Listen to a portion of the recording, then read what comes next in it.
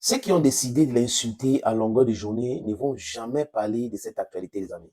Ça ne les intéresse pas. Ce qui les intéresse, c'est d'écouter certaines personnes mal intentionnées, certaines soi-disant journalistes, des écrivains, des livres spécialisés sur Samuel Eto'o-Fils. Et quand ils parlent, on voit les grains, on voit la haine. Mais certaines personnes, comme ils sont dans cette entreprise, de cette cabinet noir qui a été créé pour tenir l'image de Samuel Eto'o-Fils, c'est le plus important pour eux. Oh, Eto'o matin, oh, Eto'o a fait ceci, oh, Eto'o a fait ça. En mal, les amis. Jamais ils parleront d'Eto'o en bien. Et quand on regarde leur vie et la vie de Samuel Eto'o-Fils, il y a des phasages. C'est des gens qui sont foncièrement méchants dans leur entourage, totalement méchants. Des gens qui n'ont jamais aidé quelqu'un, qui ne comptent même pas aider quelqu'un dans leur propre entourage. Des gens qui ont de mauvais rapports avec l'argent. Ce sont ceux-là, aujourd'hui, qu'on a regroupés au sein de ce cabinet noir pour pouvoir distiller la haine anti-Eto'o à longueur de journée. Et quelqu'un s'est tard a dit qu'il est écrivain. Écrivain parce que quoi? Il a écrit 3 livres sur Eto'o. Et, et tous ces 3 livres-là, il dit, les amis, c'est le Congossa, tissu de Congossa. Et là, ça fait de lui un écrivain. Oui, il est écrivain spécialisé en Eto'o. Chaque jour, Eto'o tape le ballon, oh, Eto'o a mal tapé le ballon, Eto'o salue des gens en route, et pourquoi il salue les gens comme ça? C'est pas comme ça qu'il devrait saluer. Il peut lancer le coup d'envoi dans un championnat dans son village. Ah, il ne devait pas être là-bas, pourquoi il part dans ce village et tout cela? Voilà, des gens.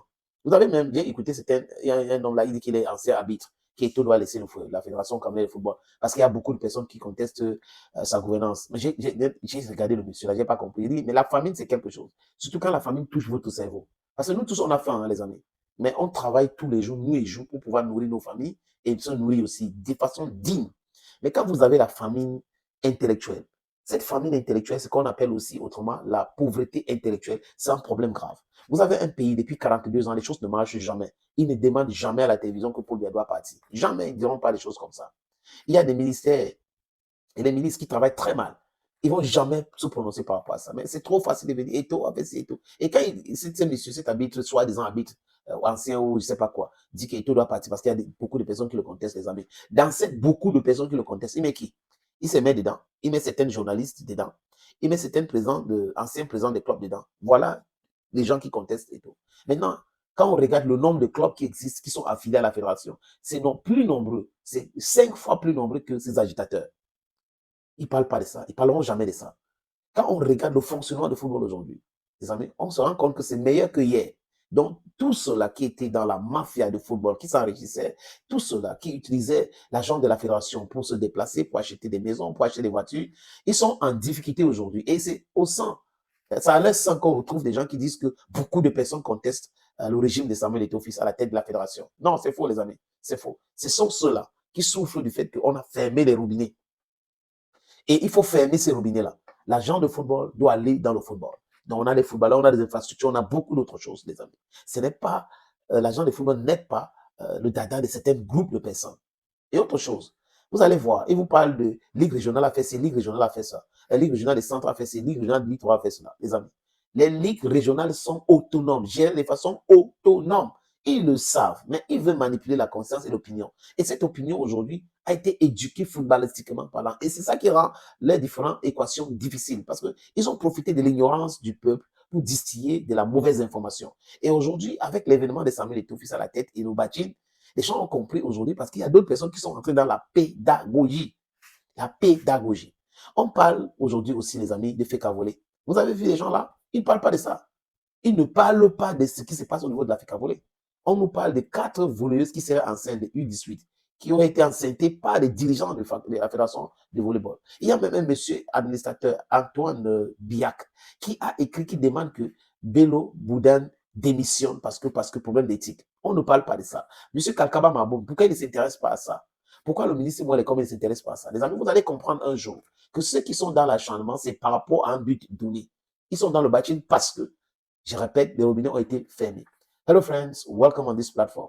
This is your humble servant, the Bamenda man, the Ngi man, the Kuna man, the Bakure man, and proudly so anglophone.